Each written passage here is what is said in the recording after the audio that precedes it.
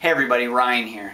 One of my favorite passages in the Bible is to not be anxious about anything, but in everything, by prayer and petition with thanksgiving, present your requests to the Lord, and that the peace of God, which transcends all understanding, guide your heart and mind in Christ Jesus.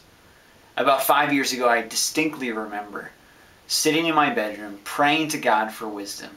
I had just been given an opportunity to study at Harvard, a dream that I had had since I was a little boy after growing up in the Boston area. It was a dream that I never thought I would get, but God seemingly gave me my heart's desire. But then I felt torn for some reason, wrestling with whether or not to go. I had just been asked at the time to consider going on a missions trip with a church in Pennsylvania that I was attending, to go and dream with 11 other people about how the church could get involved in the AIDS crisis in Zimbabwe.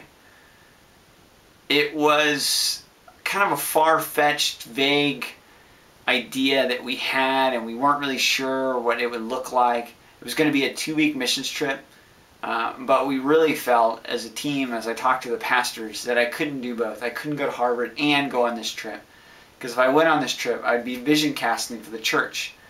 And it was the desire of the pastor and the young adult pastor that I would stay for a year.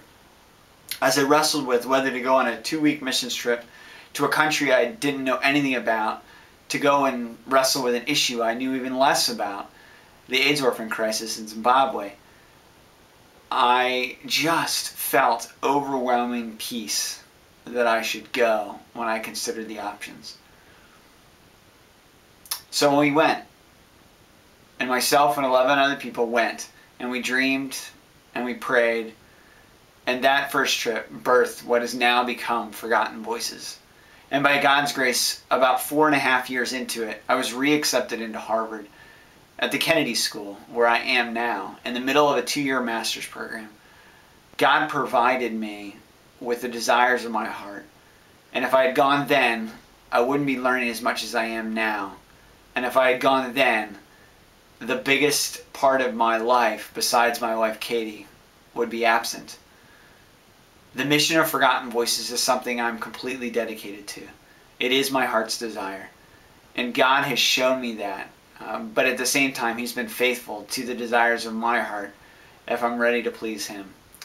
I give thanks to God for these unique opportunities that I've had.